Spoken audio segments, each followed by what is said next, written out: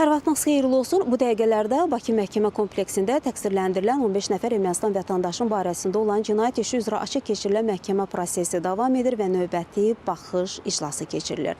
Hazırki mərhələdə 1990-cı illərin əvvəllərində Ermənistan Azərbaycana qarşı apardığı təcavüzkar müharibə nəticəsində ölkəmizə və xalqımıza qarşı törədilmiş çoxsaylı cinayət hadisələri sübutlarla, faktlarla, sənədlərlə tədqiq olunur.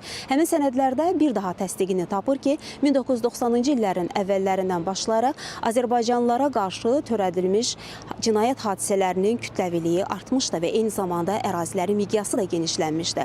Artıq həmin vaxtdan başlayaraq cinayət hadisələri təkcə Qarabağ ərazisində deyil, ondan kənarda da Cəbrayılda, Tovuzda, Gədəbəydə, Naxçıvanda və digər ərazilərdə də geniş şəkildə, geniş miqyas almışdı bu cinayət hadisələrinin törədilməsi. Və həmçinin həmin vaxtdan başlayaraq Azərbaycanın əraziləri daha çox işğal olunurdu və Ermənistan apardığı bu təcavüzkar müharibə nəticəsində insanlar yurd yuvalarından didərgin salınırdı. Onlara qarşı müxtəlif cinayətlər törədilirdi. Xüsusilə də kütləvi qətillər təşkil olunurdu. Evləri yandırılırdı, yaşayış qəsəbələrinə hücumlar olunurdu. Onların evləri talan olunurdu, yandırılırdı, qətlə yetirilirdilər, insanlar yaralanırdı.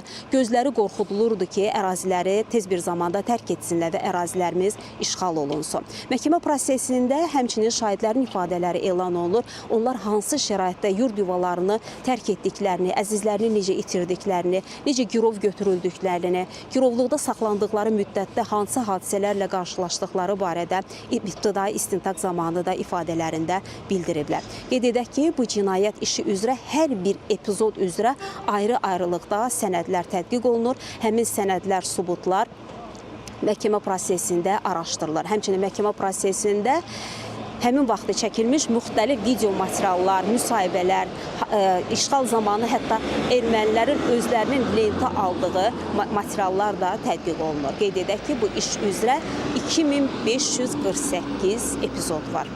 Məhkəmə prosesi açıq keçirilir. Təqsirləndirilən şəxslərin hüquqlarını iki müdafiəçi müdafiə edir. Eyni zamanda zərər çəkmişlərin nümayəndələri də prosesdə əyləşir. Zərər çəkmişlərin hüquqlarını müdafiə edirlər və açıq keçən məhkəmə prosesində media nümayəndələri də iştirak edir. Bugünkü iclasla bağlı daha detallı şəkildə məlumatları biz xəbərlərin növbəti buraxılışında da tamaşaçılara çatdırmağa çalışacağıq. Hələlik isə bu saata Bakı Məhkəmə kompleksindən çatdıracaqlarımız bu qədər deyərək sözü yenə də mərkəzə studiya ötürürük.